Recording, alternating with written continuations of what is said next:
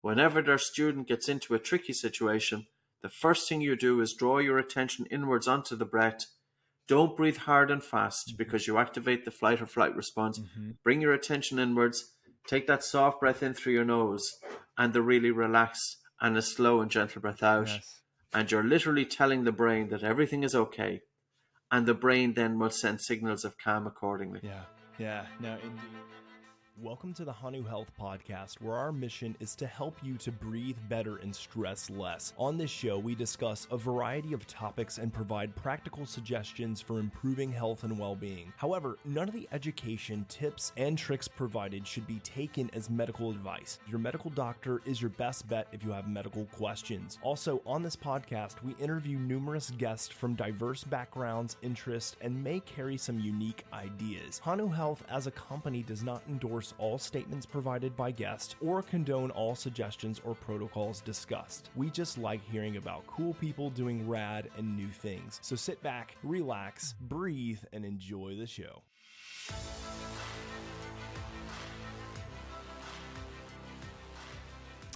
All right, Patrick, we're back, man. And this is actually, I think, I might be wrong on this. I'll have to ask my media team. They're going to yell at me for this one. But I think this might be the very first Q&A episode that we air like initially, like with the same exact week as our podcast on our YouTube channel. So if anybody hasn't joined our YouTube channel, that's my shameless plug. But they can see our beautiful faces and interact with us in that way. So, hey, welcome to YouTube, Patrick. You're familiar with it, but welcome to YouTube.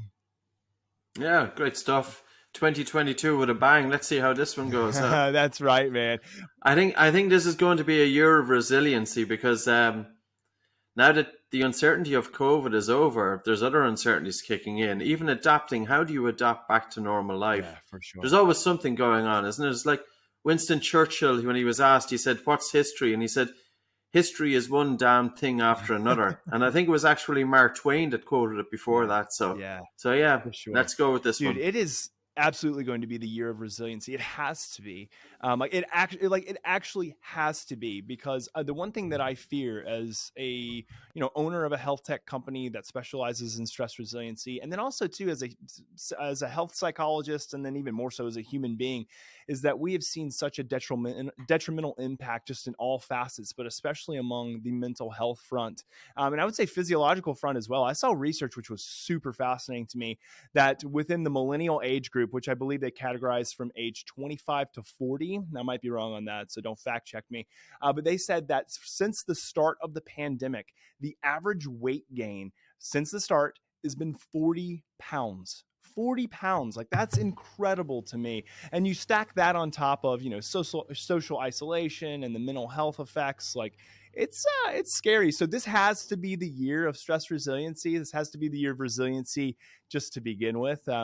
Because if it's not, like, we are going to dig ourselves in an even bigger hole than what we're in now. So, hey, that's what we're here for, right, man? We're here to spread the good news of how you become more resilient.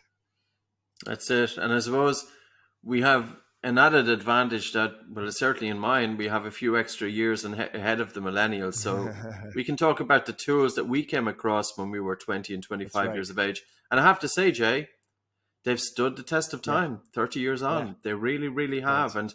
And, I just think that going through formal education for 16 years and you have this piece of paper at the end of it, but yet you don't necessarily have mastery over your mind or mastery over concentration or any resilience to deal with what life is throwing at you. So this is going to be an interesting conversation, like always. Yeah, like always. It's one of those things too that you can lead a horse to water, but you can't make them drink. And so our goal here is just to help people be guided, lead to water. We kind of sometimes, like in our company at Hanu, we refer to ourselves as attempting to at least be like the Yoda. So it's like, we're not making you do something, but we're really trying to guide you to it. Maybe there's a stick over the head every once in a while, but for the most part, we're like, hey, we just want to provide that good education. We want to give you something practical. We want to give you tools, and then you use it. And I like what you said in regards to utilizing things that have stood the test of time, both from a scientific research-based perspective, but then also too, just anecdotally for people. And, I go back to the core basics. Like, one of my things that I tell people on every type of podcast that I do is that we have to implement like basics before we start trying to biohack things. And that's the biggest problem with our modern day society of health optimization is people are like, well, how can I biohack it? What can I buy? Like, what kind of tangible tool do I have? And I'm like, are you practicing breath work? Are you practicing interoception? Are you practicing mindfulness? Like, are you exercising? Are you eating well? It's like, it's so easy and sexy and fancy to like engage in some of these biohacks. But the things that have stood the test of time and will continue to do so are those core basic foundations. And so, I beat the drum on health technology and how helpful that can be, but I more so beat the drum on utilizing the things that are easy to access, are there all the time. And one of the big ones is breathing. For sure. And what comes to mind there? You're talking about the rush towards tangible objects because people can see them and people can feel them and wear them and try them and, get results, get feedback from them. But even within breathwork, you could consider that there's the invisible form of breathing and there's a visible form of breathing. And the one that's actually taken off is the one it's readily visible. You see 10 different or 15, 20 people inside in a studio and you can see them hyperventilating and doing long breath holds and hearing their breathing and filling their lungs full of air. But what attention would it receive if you have 20 people in a studio and you hear nothing and you see nothing? But yet that breathing technique could even be more powerful than the hyperventilation and the long breath holds. Yeah. And that's an interesting one in terms of Western society. Right. Is everything we chase, sometimes the subtlety is the key and sometimes the most basic is the key. Yeah, that's a really good point. I haven't really kind of conceptualized it or thought about it in that way. But it's a really good point. So, this is going to be a year, hopefully, for people where they turn to kind of those basics. They turn to that high level of mindfulness. They turn to that level of just allowing the body and mind to be at ease. And then hopefully, and then my kind of wish, my prayer, honestly, is that we reintegrate into the sense of community that we've lost. I mean, again, that is probably what I've seen as being kind of the biggest detriment over the past 2 years has been this removal that we've had from community, the shaming that we've had on all sorts of sides. Like, it's just an awful, ugly thing. So if we can get back to this subtle way of living where we're engaged in community, we're connecting with our breathing, we're being with others who are connecting to our breathing, that's a beautiful synergistic thing. And people are probably like, oh, Jay's about to go into the kumbaya right now because it's what it sounds like. But I think it holds truth. Yeah, for sure. And again, changing from one form to another, the best place to start is that small step. Yeah. So, if people even feel intimidated going, because I'm an introvert by heart, and, I remember going to conferences and I was staying in the hotel room. To be honest with you, I didn't want to talk to anybody because I am the one, my own space is important. And I'd have Mark Moore on the phone ringing me up, that I'm missing all of these marketing opportunities that I'm hiding away in my room. And that's, but it's something that when you do want to kind of, it's very important to put yourself out there, but don't see it as a monumental task. Sure. Don't see it that it literally scares the life out of you. That maybe if you say to yourself, well, listen, I'm going to go down for 5 minutes. Right. And I commit to 5 minutes. And at 5 minutes, then you can make the choice either to stay there or to go back to the room. But at least you've dipped your toe into the water. And I think it's the same with breathwork as well, because there's so many different challenges and everything is consuming different people's different time. Even practice this for 2 minutes and see where it takes you. I like it. I think the last time we were on a podcast, I talked about this idea of, even just like starting with 1 second, right? You're like, I'll start with 1 second and then we'll just see, like, will that carry me to 2, to 5, to 10? I love that concept. And actually within Hanu, we're trying to build something and incorporate something like that into what we are building. And again, I still have to be a little bit cryptic, I know, but not for long though. It's going to be very soon. But I just like the idea of, like, if you can set aside 1 second, which no one's going to argue with me. If you try to argue with me that you can't set aside 1 second, like, whatever, like, you're dead to me. Not really, but you can set aside 1 second. What I think though is that, like, people just need sometimes, like, to be asked to do it, and then they have to say, okay, whoa, I've been asked, let me engage in 1 second. So I'll leave everybody with bated breath on what I'm talking about, but that's what we're trying to do at Hanu. 1 second. Yeah, yeah. I think, that's an interesting one about being asked to do it. There's two guys here at the moment. They're builders, and one he coaches a lot of teams, Mm-hmm.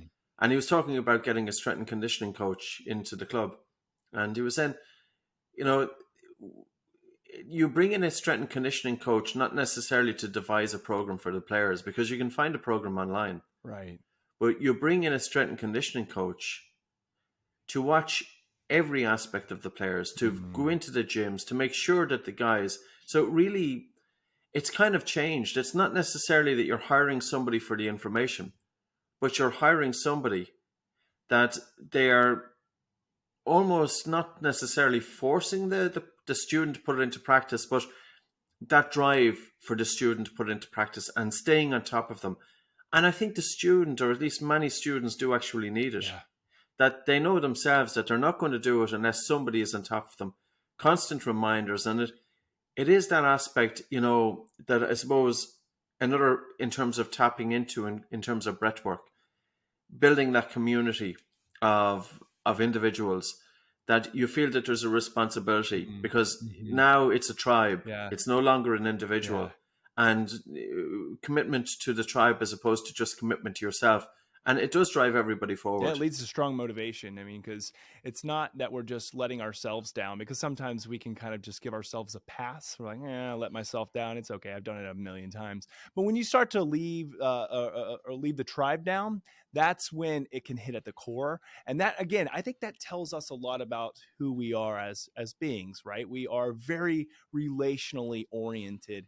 And I know there could be some introverts out there who are like, well, I don't know about that. No, it's just, again, introversion, extroversion is all about where we derive our energy from, right? But I think all of us like or have this innate draw to some sense of community and some sense of tribalism in a way. And I use that word a little bit loosely because I know it's a kind of a sticky term, but we do. And we have our tribe.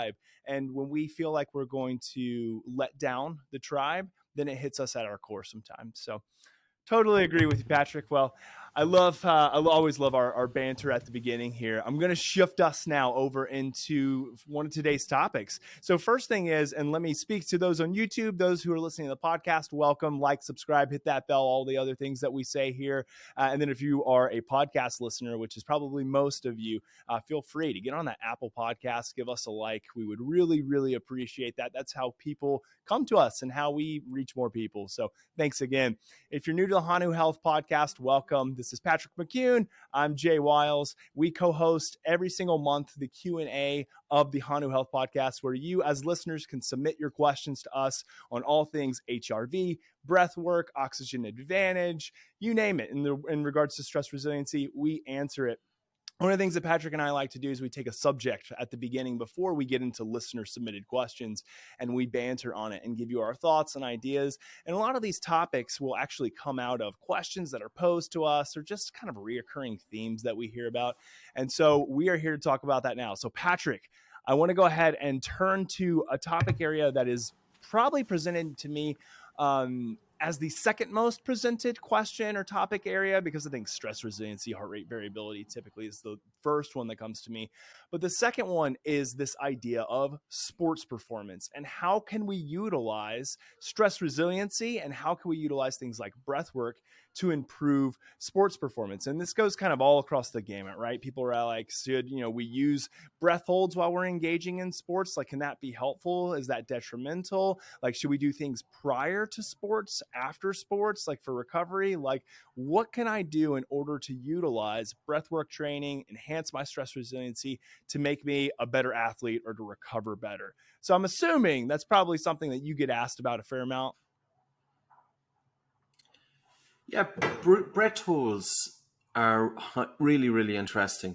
And because there's different variations of it. Do you hyperventilate and then hold your breath? Do you breathe in and hold your breath? Do you breathe out and hold your breath? How long do you hold your breath for? Mm-hmm. One of the exercise that we've been using, well, pretty much over the last 20 years was, we started off with kids, and because children aren't necessarily going to understand slow breathing, but at the same time, we wanted to reduce their chemosensitivity to carbon dioxide. So in short, we would have a child coming in maybe with asthma, and the child is breathing with a relatively fast respiratory rate. Mm-hmm. and their airways are narrowed, and that's bringing on their symptoms. And also they have a stuffy nose. So one of the easiest ways to help open up the nose for the kid and help with bronchodilation was to have that child take a normal breath in and out through the nose, pinch their nose and hold, and walk a number of paces holding their breath. Yep. And then to let go and breathe in and normal breathe. We practiced that with children as young as 4 years of age, with hundreds and hundreds of kids. With the oxygen advantage, we changed it in order to be able to have breath holding during physical movement. And I remember when I was working with some Notre Dame athletes, they were 400-meter sprinters, and they were at a very, very high level. And we had them do sprinting with their mouth open and monitoring their blood oxygen saturation. Their blood oxygen saturation with mouth breathing during the sprint would drop down to probably about 94-93%, just on the verge of hypoxia. And if I had them sprint with the mouth closed, it dropped down to about 91%. So going into mild hypoxia. But if we had them jog with breath holding, we could drop them down into the low 80s. And oftentimes breath holding after an exhalation is overlooked because athletes feel that they have to be doing something so strenuous, severe physical training in order to stimulate anaerobic glycolysis and to reduce the ventilatory response to carbon dioxide. And for those of you who mightn't understand, what is the ventilatory response to carbon dioxide? When you do physical exercise, or even when you're breathing at rest, the primary drive to breathe is the gas carbon dioxide.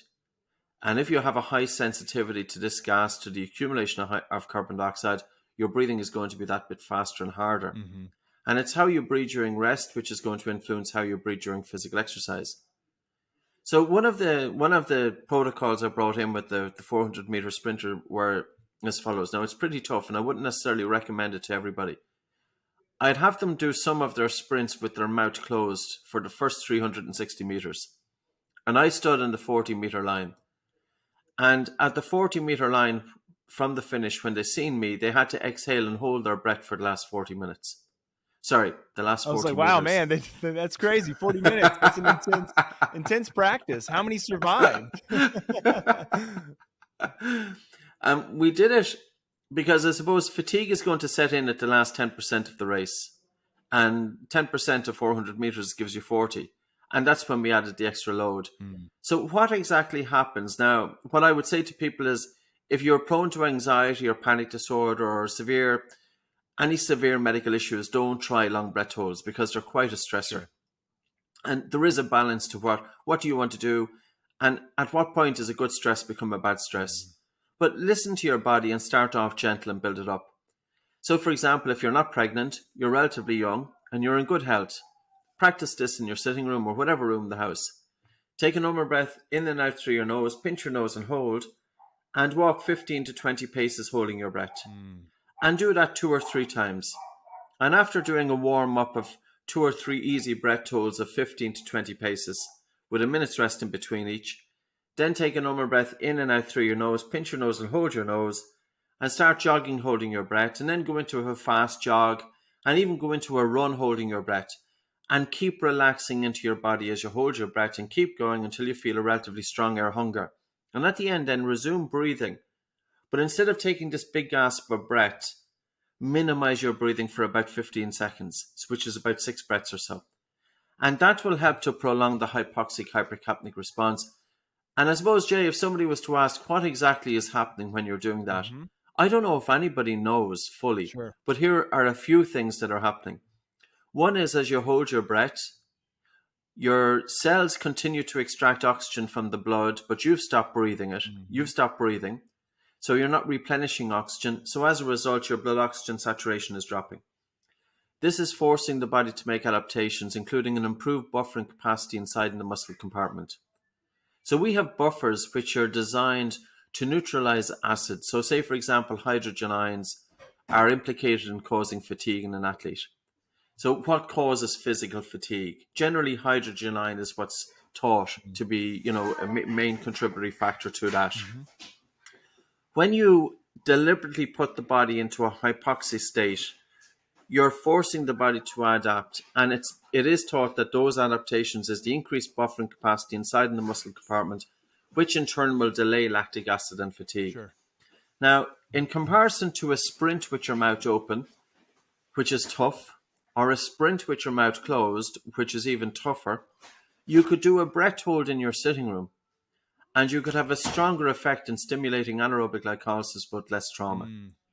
Now, I think there's also another thing in terms of the brain, because as you do a breath hold and your blood oxygen saturation is dropping and your carbon dioxide is increasing, you're disturbing the blood acid base balance, but your brain is also getting signaling that you're pushing the body into that almost a severe training, but it's not necessarily severe, but Sure.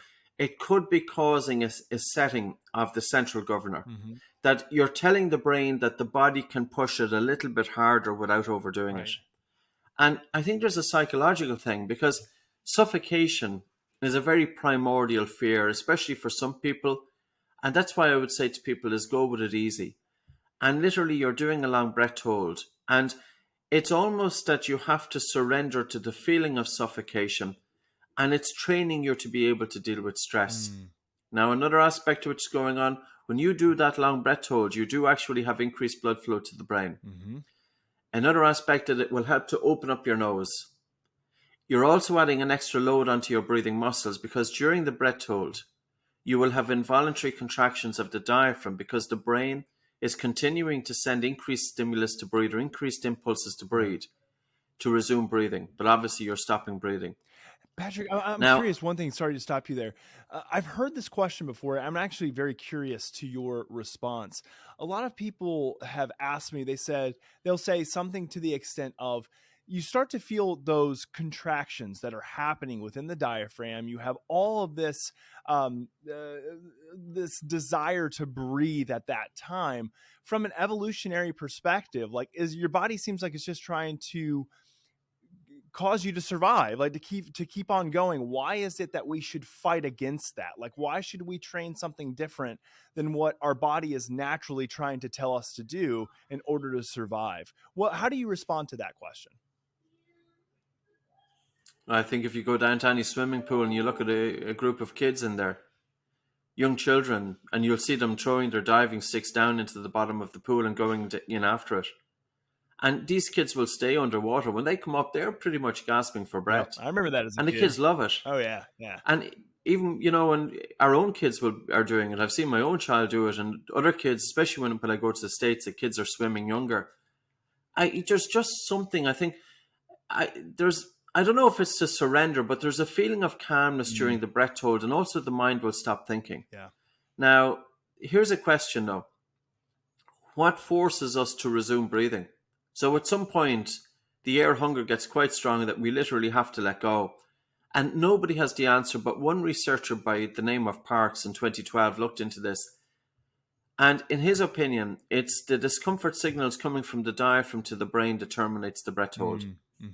So when we are doing breath holding, the more you can relax into the diaphragm and bring that feeling of relaxation to the diaphragm, you will be able to prolong the breath hold. And the other thing that I would say, Jay, is that there's nothing extreme in these breath holds. And touch wood, in 20 years, we haven't had somebody pass out as a result of holding the breath. Now, I want to show a difference here. I'm actually really surprised by that one, because I feel like if you have some really like competitive athlete or like high performer, I could just see them too, just being like, I'm going to do this for as long as I can. And next thing you know, the body's just like, no, and they pass out. So I'm surprised you guys haven't had anybody pass out in all these years. Yeah, but we don't want it to happen because, we do breath holding during physical movement, because I think if we're looking to improve sports performance, I don't necessarily see the point of lying down on the ground doing long breath holds, because the individual on a sports field is not necessarily lying down. The individual is doing physical movement. Right. And the other thing about physical movement is that as the air hunger increases, we have the athletes increase the intensity of movement so that we're matching air hunger with increased movement. Yeah. And one might ask them, well, how come you could pass out by doing hyperventilation and breath holding, but you don't necessarily pass out when you're doing breath holding while running? Now, generally, the point at which you can pass out is when your blood oxygen saturation drops to below 60% and definitely below 50%. If you have normal breathing and then you hold your breath and you start doing physical movement, carbon dioxide is going to increase quite quickly in the blood. And carbon dioxide is also driving that air hunger and that need to breathe. So because of the increase of carbon dioxide, you're not going to hold your breath for as long.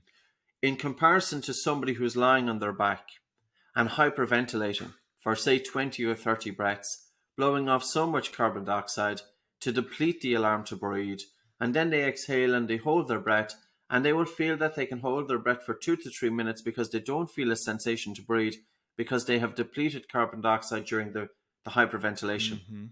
Because then that they are holding their breath for 2 to 3 minutes, it gives sufficient time for their blood oxygen saturation to go to very low levels. And once the blood oxygen saturation is going below 60% or 50%, this is where there's a risk of passing out.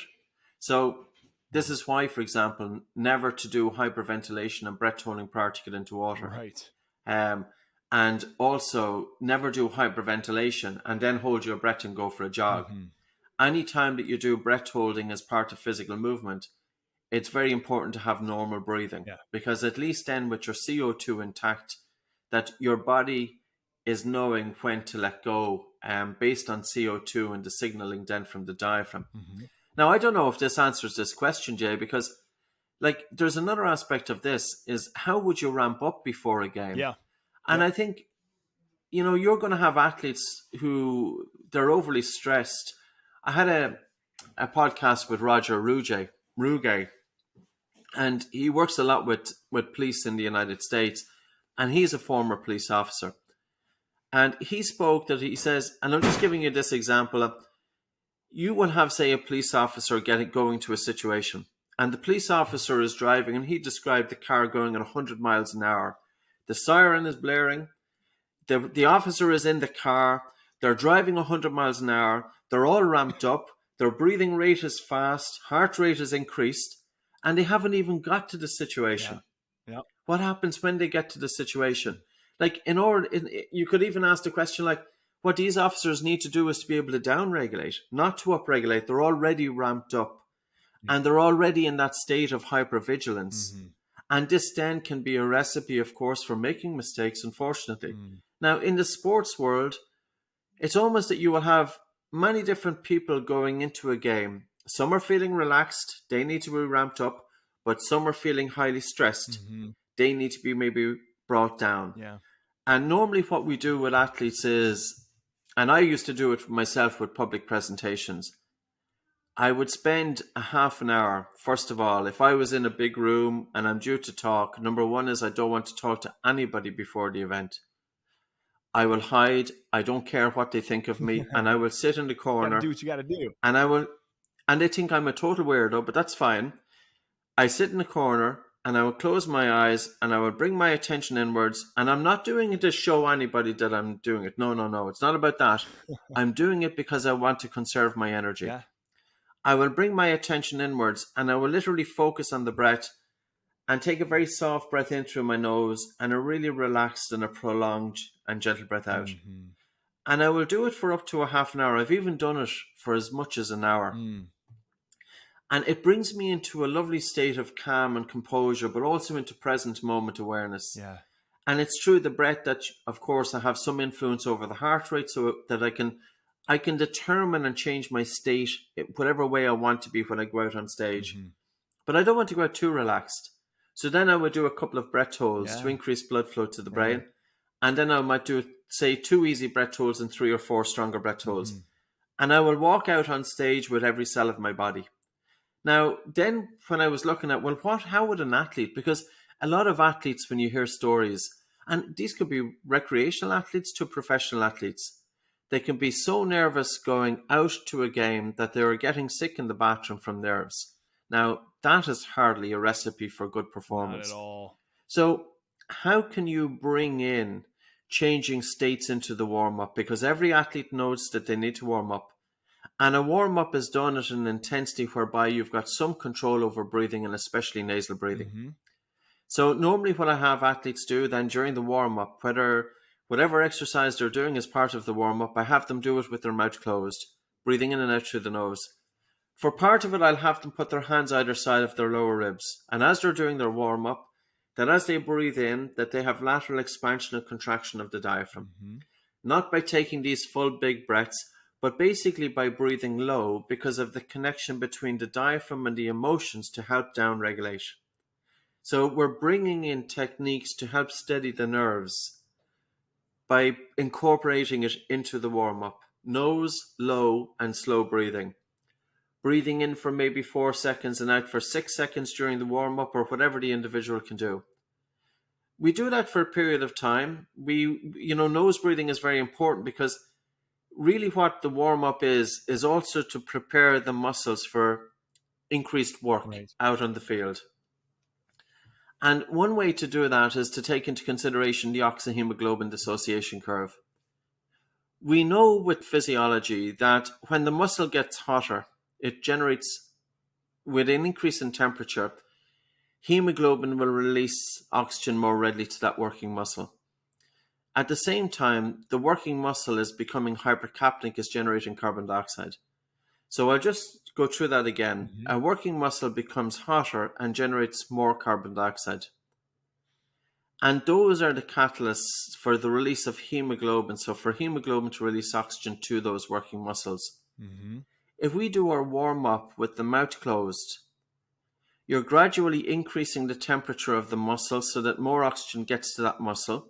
But in addition, when you do your warm-up with the mouth closed, you're increasing carbon dioxide in the blood, which is also causing a right shift of the oxyhemoglobin dissociation curve. This is the Bohr effect, and more oxygen is getting to the muscle. Right. But of course, you don't want your athlete going out too relaxed. So then we do a couple of easy breath holds, and then we do 4 or 5 strong breath holds. Now, another aspect of the 5 strong breath holds is, of course, spleen contraction. Mm-hmm. And this points back to the diving response that we as human beings have. And this is an innate, throughout our evolution. If one considers that we have evolved over millions of years, we have unique features as human beings. And it may be partly because we originated from the ocean, if that's the theory on it, or that we spent a lot of time getting our food from the seafloor, which required repetitive dives. Sure. Yeah. Now, our spleen is our blood bank. It's an organ that's located under the left side of the diaphragm. It contains 8% of our red blood cells. But the quality of the blood in the spleen, 80% is what's called hematocrit, which is very richly dense, packed red blood cells. Mm-hmm. And when you do a breath hold, your spleen releases red blood cells into circulation. And it's oxygen that's carried by red blood cells, so you can improve your aerobic capacity prior to an event by doing 5 breath holds prior to the event. So I see a warm-up and breath work as integral. And I'm not sure if I should be using the word breath work because people often associate breath work as hyperventilation and holotropic breathing, and that's not what we would be doing. Yeah.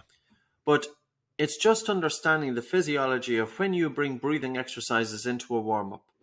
You're going with nose, light, slow, and low, and that will help to steady nerves. Now, some athletes, when I say to them, it will help to steady nerves, they say, I've no nerves. I don't care about that. I don't want to know about that. So I don't even mention steadying nerves, but I'll talk about changing states. Sure. So we use that to change states. And then we do a couple of easy breath holds just to get them out of the relaxation response into a more stress response. And then we do 5 strong breath holds because you have maximum spleen contraction with 5 strong breath holds. Interesting. Now, at the end of the 5 strong breath holds, it takes about a minute for carbon dioxide to clear from the blood. So don't ever worry about increased acidosis going out onto the field. It will be cleared by the time you start off. And when you go out onto the pitch, I want athletes to go out with their attention dispersed throughout their body, to go out into the game with every cell of their body. And it's a tremendous place to be mentally. And this is where breathing crosses the line. It's almost that it's bridging the mind and the body. The body is about physical performance. The mind is about mental performance. And the breath is the bridge. Yeah, beautiful. I love it. I think it all comes down to this concept of immense physiological control.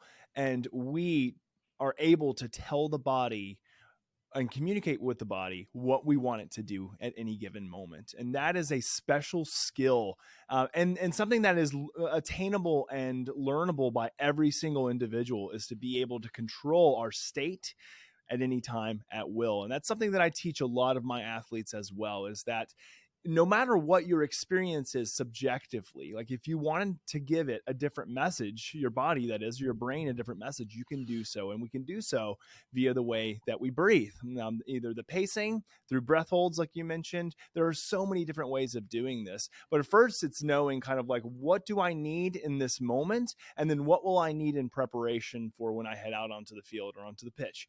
And so I love that, your explanation of that. I wanted to ask you one thing and to clarify. You said kind of one of the things that you do at the end of kind of what we can call, we'll just say so-called breathwork practice for sports performance, is you'll do 5 strong breath holds. Is that for maximal spleen contraction? For that, when you say 5 strong breath holds, are you referring to like max capacity breath holds to where you're like, I got to tap out? Or how do you put like a definition around strong breath hold? For me, a strong breath hold is that you're holding your breath for as long as you can, Mm-hmm. but you should be able to recover breathing through your nose within 2 to 3 breaths. Got it. Cool. And also, if you find that you need to go to the bathroom straight after a breath hold, you know you've pushed it. Your body has told you that, yes, you're going into a stress response.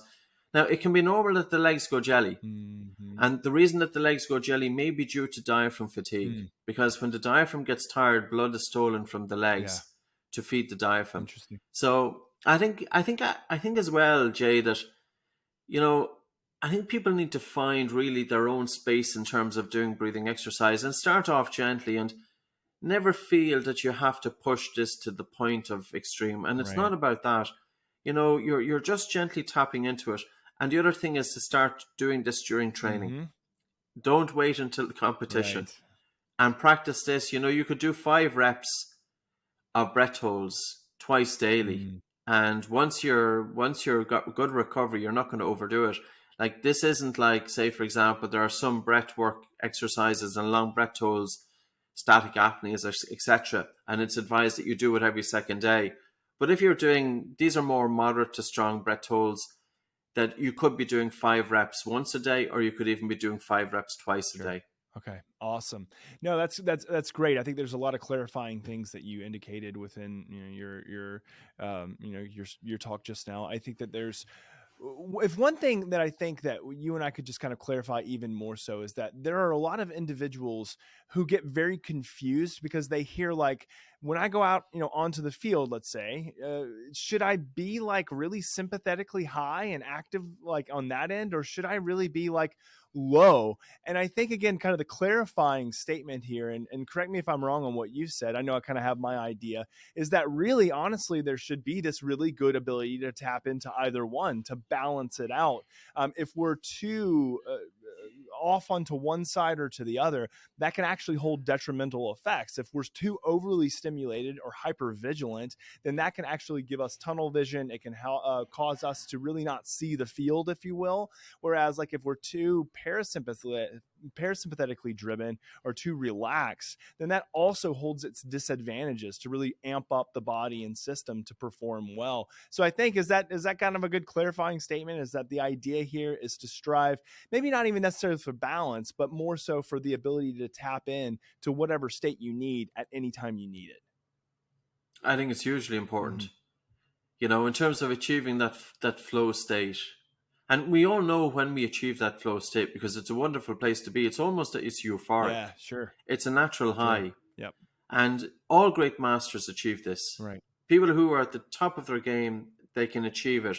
Now, it would be interesting to know, can they tap into this at will? And I believe it can be tapped into, and I can believe that it can be reproduced. Yeah, for sure. My own experiences, and I don't know whether people say to me that it's not that you're necessarily bringing your attention fully into the present moment, but you're more directing your attention. And I'm not sure, because if I go into a situation and I've done my preparation and I do a combination of the relaxation and the stressor, and I think you're right that we are looking to bring into balance. We don't want to go out too high, but we don't want to go out too low. That just before I go out, I will literally bring my attention just into the top of the back of the head and hold my attention there. And I find then that I'm almost very much in the present moment, not thinking about it. Because I remember when I started off this 30 years ago for myself, I'd be thinking about following my breath. I didn't necessarily have my attention on my breath, but I would be thinking, oh, there's my breath coming in and there's my breath coming out. And it's not necessarily about thinking about being in the moment. It's not necessarily about thinking about having your attention on the breath. Right. It's about pushing the critical mind aside, Yeah. but effortlessly. Yeah. And whether this, this is something that if I was fortunate to come across it, many people are fortunate to come across it, of course. And it has to be a combination of both changing your physiology, improving your sleep, but also being aware. And when I'm talking about aware, I'm talking about the awareness to be able to hold your attention in the body or the breath or the present moment. But tapping into that, it is a tremendous recipe because we are all human beings. And there's always a time whereby we get a little bit nervous about something. Sure. We might be talking to somebody who could be, say, for example, if I'm working with, household superstar in terms of music, of course you feel it because you don't want to kind of mess up. Yeah. So you feel Yeah. it. But I will always use breathing exercises that I can remain calm and composed. And how many times, Jay, do we need to use that in our daily life? More And than what yet we're very probably few using. people understand it. Yeah. Yes. Yeah. No, indeed. Going into, dealing with customers, dealing with family, like everywhere. Yes. We need to be able to know, how can I change my breathing to upregulate or downregulate? And probably a simple way to think of it is this way. If you want to upregulate, there's two main ways to do it in terms of breathing. One is to hyperventilate. Breathe in hard and breathe out hard, especially when you have a hard and fast exhalation. That's an upregulator, and that's a stressor. It's the speed of the exhalation. When it's fast, when it's hard, it's a stressor. And also a long breath hold, it's a stressor. Right. So those are the two main ways to upregulate. But then how do you downregulate? We have to think of the exhalation. Yes. We have to be thinking of nose. We have to be thinking of breathing low, which can stimulate the vagus nerve. We have to be thinking of breathing slow, especially the exhalation. Yes.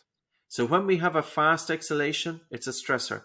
When we have a slow and prolonged and relaxed exhalation, it's a downregulator. And breathing light also by increasing carbon dioxide. So breathing light to take less air into the body, carbon dioxide increases in the blood, and it's stimulating the vagus nerve. And I'm not sure precisely how that is happening. And that was a question that came into me this week or maybe last week, recently enough. Because more often than not, the biochemistry is forgotten about in terms of breathing. Right. And when I say to my students, if you want to find out if this is changing your states, sit down for a few minutes. Take a very soft and light, gentle breath coming into your nose. And have a really relaxed and a slow and gentle breath out. And take a very, very soft, almost imperceptible breath in through your nose. And a really relaxed and a slow and a gentle breath out. Underbreathe for 2 to 3 minutes. And check if there's any change in the watery saliva in the mouth. Because if you've got an increased watery saliva in the mouth, you know that your body is prepared for the digestion of food. You know that you've activated the relaxation response. I think everybody right now is trying it. I know I was just sitting there tapping into my breath. So great work, mission accomplished. But no, it's true. I love how this is something again that is readily available and it's easy to do. And for me, and I think for most people that actually actively practice this, is that it works every time. Like, what medication or what supplement or what other thing out there that people can buy and purchase works every single time, kind of the way it's anticipated. That is, to me, the brilliance of breathwork, of HRV biofeedback, of vagal stimulation with breathwork. Like, it's just an incredible mechanism that is readily available and it always works. So it's just awesome stuff. So Patrick, I think that was a great summary. I really appreciate you diving deep into how we can utilize good autonomic control via breath work in order to enhance sports performance. And I'm sure that was quite valuable to our listeners. So thanks a lot for that. And we'll transition now. So if anybody, again, is new to YouTube, new to our podcast, this is the portion of the video or the podcast where Patrick and I were going to answer your questions that you submit to us. You can do this on many ways. You can do this by sending us an email, podcast@hanuhealth.com. Follow us at Hanu Health on Instagram and send us a direct message on there. Anyway, if we like what you have to ask and we comment on it and we answer it here, then we, again, thank you for that. But also, too, we want to send you some goodies. We want to send you one of Patrick's signed books, Atomic Focus, which is incredible. We want to send you some Myotape, which is Patrick's company as well, who creates the best mouth tape that you could ever imagine out there. It's something that I use every single night. We also have some Hanu Health goodies like our bottles and stress balls and die cut stickers. All this great stuff we'll send to you. Just reach out. If we call your name and your question, reach out to us on Instagram, podcast@Hanu Health, or email, and we'll send it to you. So with that said, Patrick, you ready to jump into our listener submitted questions? Absolutely. All right, let's go for it. Cool. So let's start with question number 1, which comes from Kristin. And what Kristin asks is, she says, you guys talk a lot about breathing to enhance relaxation and a parasympathetic response, but what about breathing preparation to engage in an activity like sports performance? Is it okay to use those techniques? Now, the one thing I'll have to mention is that we really just thoroughly covered that. So I don't think we're going to need to spend much time on this one, but I did reach out to Kristin and she clarified one thing to me that we kind of hit on, but maybe we can just at least talk about it for another few minutes or so. And this is this concept of like, how important is it to engage in something like cyclical hyperventilation prior to engaging in a sports performance type activity? And so cyclical hyperventilation, when clarified, is more like Wim Hof style-esque breathing prior to engaging in sports performance. Now, we talked about the idea of, like, you know, again, utilizing both strategies of nasal light breathing during warm-ups, you know, moderate breath holds, and then more stronger breath holds as well. But like, is there any advantage to doing cyclical hyperventilation on top of all of that? Or are we kind of just adding in too many variables here? I think a number of things need to be considered. I wouldn't necessarily, if it was me personally, I wouldn't do it prior to an event because of the reduced blood flow and possible symptoms of lightheadedness that I would be experiencing from it. I remember going into an exam, Jay, back in the day, this is going back a long, long time, and I was highly strung because of chronic mouth breather and fast breather and upper chest breather. And I took a walk, a deliberate walk, but during that walk, I took fast, full, big breaths during the walk. And I walked into the exam hall and I was absolutely all over the place. So I think hyperventilation can affect people differently, and some people get a lot out of it, but some necessarily don't. Yeah. It's probably just a little bit riskier before an event. Now, of course, it is a stressor, and it's something that you can do lying down. And two aspects here would be is that you're better off with a Bolt score of above 25 seconds. You will be more resilient to cope with the effects of vasoconstriction, because bear in mind that when you hyperventilate, your blood vessels do constrict. Right. It's a normal feature from hyperventilation. And also you'll have a left shift of the oxyhemoglobin dissociation curve. Now, there are many benefits from it. There are many people who have said it has been absolutely wonderful. I just think that that we need to treat breathing exercises a little bit like going to a gym. There are different breathing exercises, and there's different workouts in the gym, and they all have their own purpose. But it's understanding which one suits you better, and how far to push it to the point that you're making progress, but not to the point that it's too much of a stressor. And yeah, so I wouldn't necessarily do the hyperventilation prior to the event, but I would do the hyperventilation when I have some time and I can relax into it and I don't feel any pressure. But those tools that we typically use there, they can be incorporated into the warm-up, and it's really a strategy not just about changing your breathing, but also to get out of your head. to change the Yeah. headspace. No, I like that. That's a good, kind of additive to what we've already mentioned. I think that's a smart and intelligent thing. The last thing you want to do is kind of mistakenly ramp your system up too much prior to an event and not be able to down regulate it very easily or in time, or kind of get that, like you mentioned, those physiological effects of the lightheadedness, the fatigue that could set in afterwards. It's like, are you willing to take that risk? And maybe if it's something that you're used to practicing on your daily routine, but if you've never done it before and you decide, hey, let me just throw this in, that's pretty risky. And I just tend to be more risk adverse, so I wouldn't do that. So I appreciate your response there. Kristin, I hope that everything that we said prior and that Patrick talked about prior to this, plus this, was helpful, but great question. So let's move on to question number 2, which comes from Meredith. Meredith asks, I tend to practice yoga daily, and I like the idea of trying more formal breath work with my practice.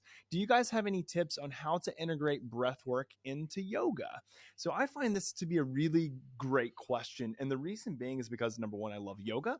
Number two, I am all about, like, how can I kill as many birds with one stone as possible, because I value time and I have a lot going on. So there's a lot of people who ask me kind of like, when do I do a lot of my breath work? And I'm like, a lot of times it's in the sauna when I'm stretching and doing yoga poses. I'm doing like 3 or 4 things all at once. I'm very mindful about everything that I'm doing, but I'm doing them. And so I'm curious kind of how you coach people, Patrick, or what you have to say about integrating just breath work in general, and then maybe how you incorporate some of your practices in there. Because one thing to clarify too, especially if people are not maybe as aware of what yoga actually is. Yoga is not just about, stretching and manipulating the body and contortionism. Like, there are a lot of components to yoga, and one central component to yoga is indeed breath work. So I'm curious what you have to say on this one.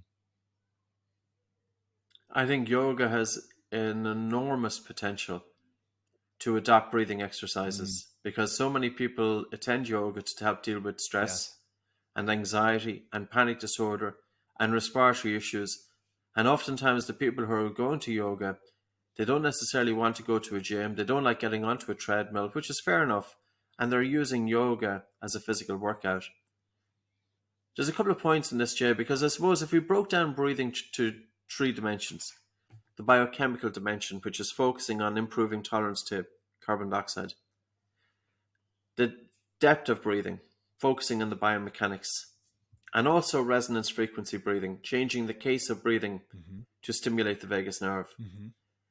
And then any posture or movement in yoga, then you could focus on some movement and bring in exercises to target the biochemistry during that movement. Right.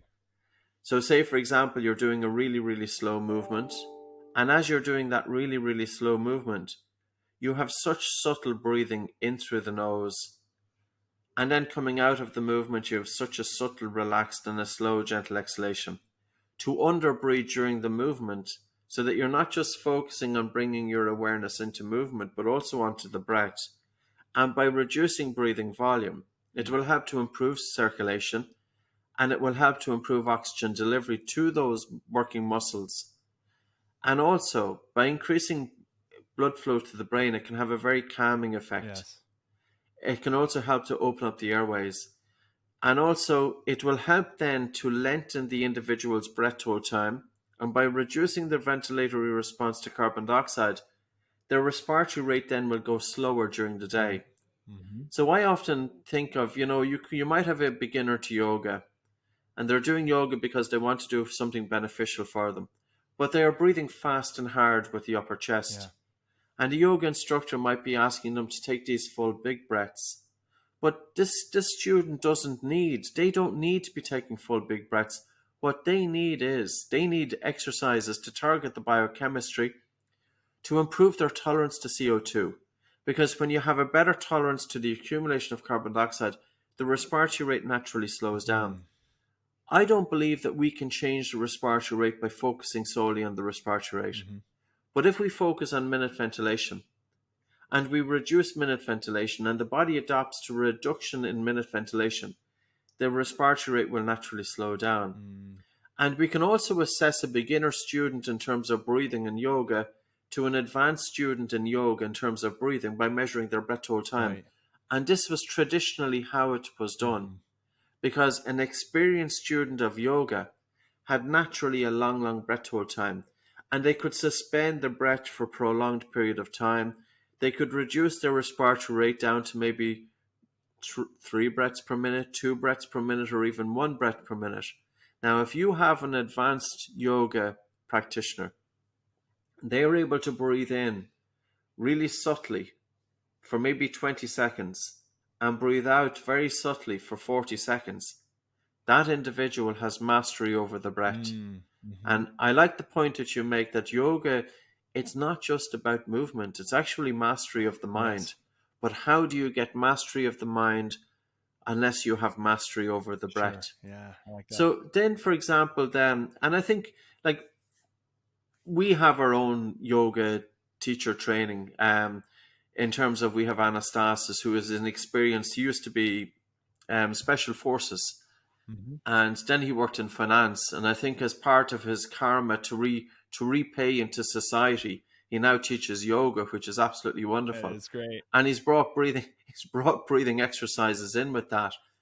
And it's just really the basic understanding. It's not that we want to change any of the asanas or anything like that, but it's about tweaking how to guide breathing exercises during the movement. Mhm. So some breathing exercises you can bring into some postures in terms of focusing on the biochemistry. And there are other postures then you're going to be focusing on the biomechanics.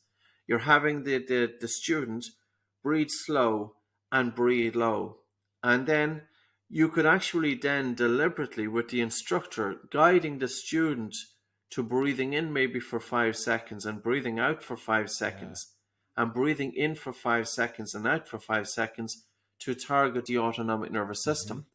So in actual fact, I would see yoga in the future as being a sequence of exercises for the body, but also a sequence of exercises for the breath, which is combined with the movement. Sure. And with that, then we are helping to train the mind. There is an enormous potential here.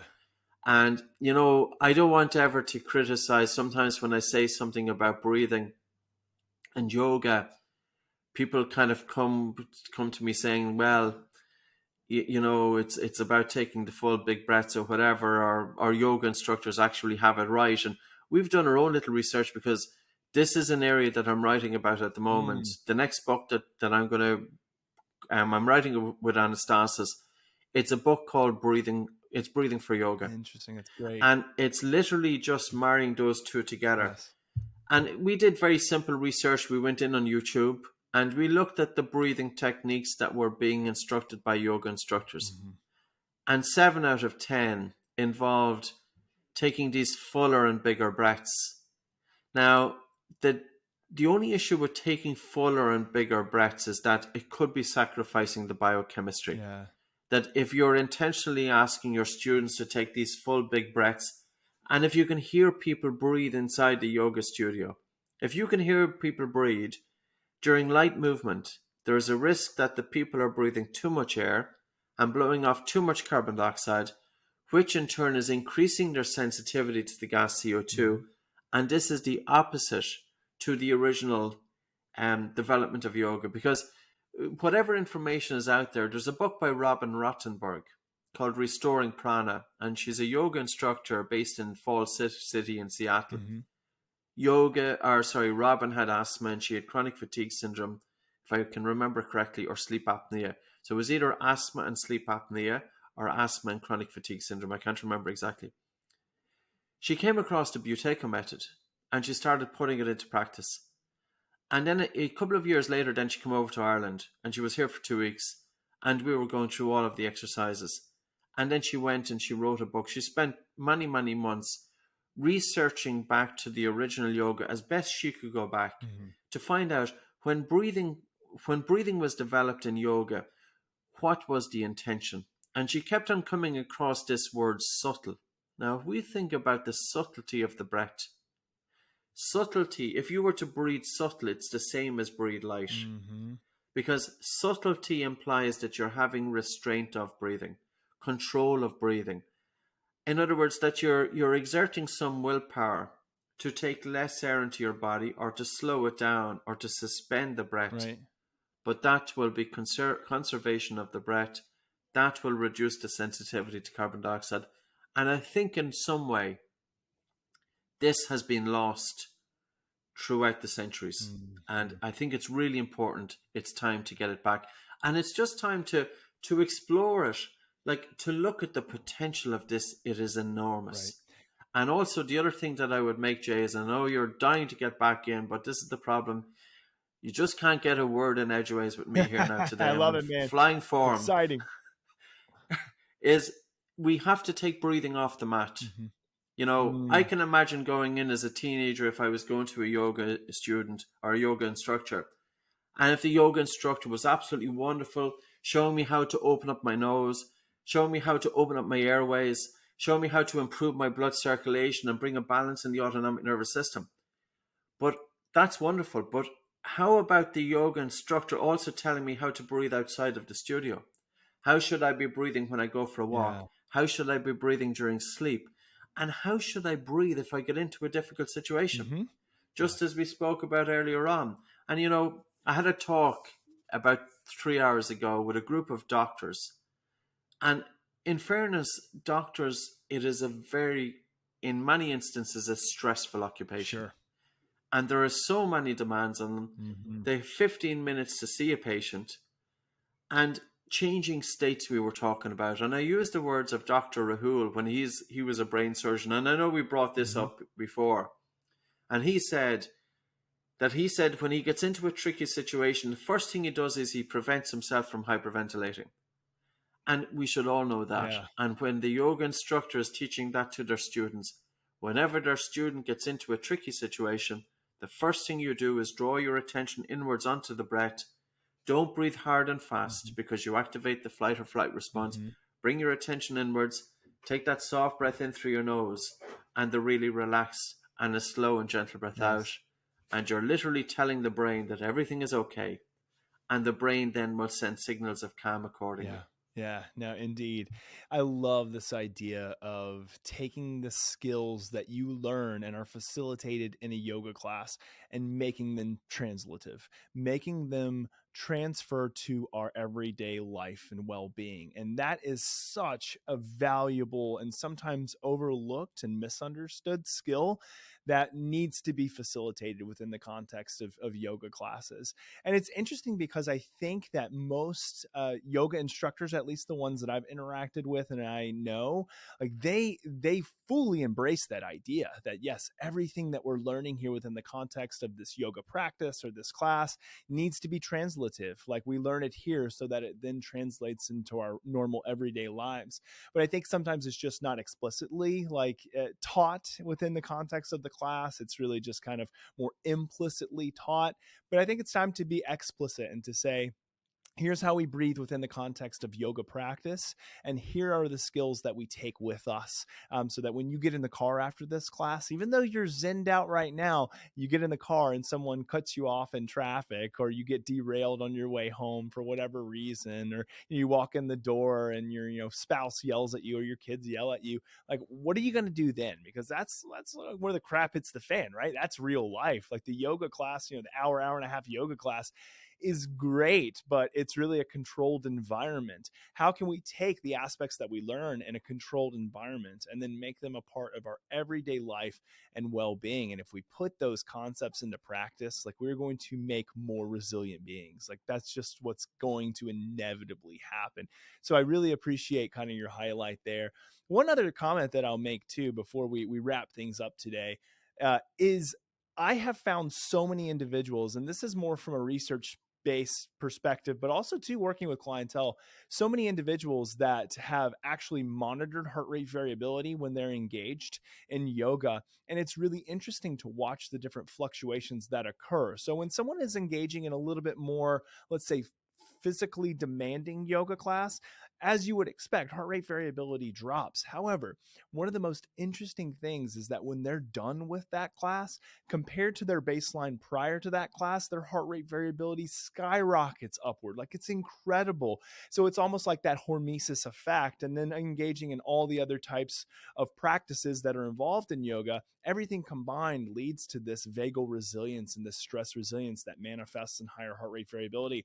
And then during practice, one of the things that I've seen that has been probably the most compelling source of data is that when people are engaging in child's pose, especially, and they are really focusing on their breath, or I think that's the biggest one, is when they're engaged in child's pose, is that I have seen people's heart rate variability skyrocket. I mean, the co-founder of our company, Hanu, John, he says that that's his go-to. Like, if he knows he wants to increase vagal sensitivity and increase heart rate variability, like, he'll get into a child's pose and he'll slow down his breathing. He'll make it light. He'll make it quiet. He uses those oxygen advantage type breathing patterns, and it will just skyrocket. And so for me, like, it has become a non-negotiable that each day I have to incorporate yoga into some area of my routine and daily habit. And always a part of that is breath work, and always a part of that is mindfulness of breathing, because it just reaps so much benefit. So I know I know that that's one that if people aren't engaging in, they really should, because it is, to me, I was always resistant to the concept of yoga. Felt a little bit hippie-ish for me, new agey for me. And then my wife like begged and begged that I just go and do it, because she was always into yoga. She's been doing it basically all of her life. And, me as a male too, there's kind of some stigma like, oh man, big burly men, we don't do that, which is so funny to like think back now. But this was, back in college. So we're talking 20 years ago now. And I look back at that and I think, man, I missed out on so many great years of practice, because when I went the first time with my wife to practice yoga, like, it was, and it sounds a little bit like hyperbole, but it was pretty life-changing for me. It was like, whoa, there is a lot in this practice. And I will have to attribute my practice of yoga to how I kind of found more formal breath work. I found yoga first, and then breath work was built into it. And then I, came across that concept of breath work. It's not really, used much in yoga, or at least it wasn't when I first started. It is kind of now. And it led me down the path I'm on. So, which is pretty cool. So again, all of my pitch to people who aren't engaging in yoga, it's a great practice that if you aren't doing it, you should consider it. So yeah, awesome. Absolutely. All right, Patrick. Well, I know it's getting about that time. So before we wrap it up today, we'll do what we always do, which is read one of the amazing reviews that somebody left us on the Apple Podcast platform. And people ask about that, by the way. So if you're watching on YouTube, or if you're watching or you're listening on our podcast, people always ask me, like, can you submit via Spotify, via these other mechanisms? You can give us ratings on there, which is great, but we read the review because the review is the only place, Apple Podcast is the only place you can leave a review. So go on to Apple Podcasts on the Hanu Health platform and write us a 5-star review. If Patrick and I read it here on the podcast or on YouTube, and you hear your name, you wrote it, reach out to us, podcast@hanuhealth.com, with your name and address, and we'll send you all those goodies that I mentioned earlier. So Patrick, let's read this thing. Sound good? Sounds good, Jay. Cool, man. So this one comes from BMAYTAB. So I'm not even going to, or actually BMAYRAB. So, it's Apple podcast names. They titled this one of the absolute best podcasts. Dr. J's podcast truly helps you to breathe better and stress less. It is a fun, engaging, and packed full of information podcast. My husband recommended it to me, and I feel fortunate that he did. So again, if that's your podcast review, thanks so much for leaving that for us. I mean, it's great, kind words, and we really cherish those things. We truly do. So again, reach out to us. Awesome review. Great stuff. It's always good to get, and I think there's something very important as well, because it's almost that we know this information, and sometimes that it becomes second nature to you, but you don't necessarily always think of the effect that it's having on the person who's listening. So this is what makes the whole journey rewarding as well, Jay. It really is. It's funny that you mentioned that, because it's very true. Like, you and I have been immersed in this for years among years, decades among decades. And for some people, like, it may be that the podcast they're listening to right now is the first time they have ever encountered anything regarding breath work or heart rate variability or stress resiliency as a term. It might be their first time. So I sometimes take that for granted. And so it's reading reviews like that, and I'm like, yeah, this is good work that we're doing. Like, I will continue, and I know you will, to continue to beat this drum, really kind of evolve as the science evolves, and then relay as much practical and useful information that we can for people so that they can live the best possible life, because that's what we really want. So totally in agreement with that, Patrick. All right, man. Well, we're going to close it out today. So again, we're here every month, Q&A here on the Hanu Health Podcast. Patrick, it has been an absolute pleasure having you on again. Look forward to seeing you next month, my friend. Great stuff, Jay. That's not too far away. That's so right. Let's chat then. That's right. All right, everybody. Take care. We'll see you next time.